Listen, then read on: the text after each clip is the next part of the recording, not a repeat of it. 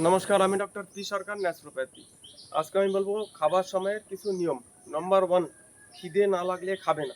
ঠিক আছে, দেখেন, কোনো কিছু বড় কিছু হওয়ার আগে শরীর কিন্তু ইন্ডিকেট করে। ঠিক তেমনই আমরা কি করে, যখনই আমাদের খিদে না লাগবে মনে করবে যে মানে কিছু না কিছু শরীর ইন্ডিকেট করছে। ঠিক আছে, দেখবে ওই টাইমটা খাবে না, নেক্সট টাইম খুব সুন্দরভাবে ভুক লাগবে, খিদে লাগবে, আবার যে অসুবিধা হচ্ছিল শরীরে সব ঠিক হয়ে যাবে। ওকে।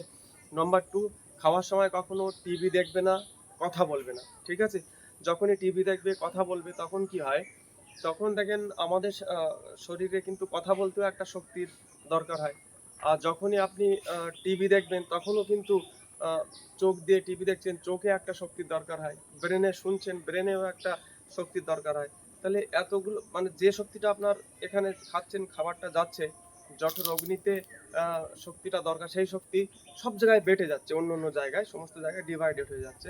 তখন কিন্তু আহ, মানে না এখানে খাদ্য হজম হবে, ঠিক আছে, না এখানকার পুরো কাজ হবে, না এখানকার পুরো কাজ হবে। ঠিক আছে, তখন কি হবে, আপনার কিন্তু খুব আপনার কিন্তু রোগ হতে পারে পরে বড় ধরনের। খাওয়ার সময় টিভি দেখলে কিন্তু যে brain brain stroke, brain haemorrhage, এসব ধরনের রোগ কিন্তু খুবই হয়। ঠিক আছে, ভুলে যাওয়া। ওকে।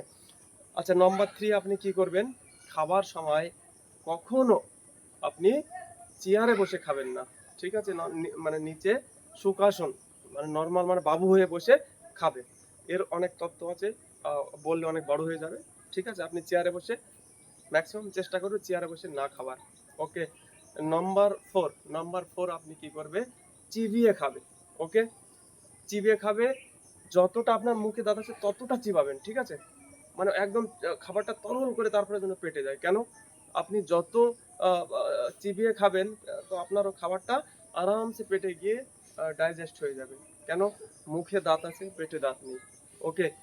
নম্বর ফাইভ, কি, যেটা আপনি হচ্ছে কি করবেন, খাবার 40 মিনিট আগে জল খেয়ে নেবেন, খাবার 1 ঘন্টা পরে জল খাবেন, খাওয়ার সময় কোনো জল খাবেন না।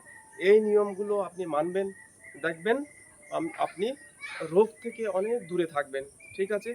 ওকে, ভালো লাগলে লাইক, কমেন্ট, শেয়ার করবেন। Thank you, by.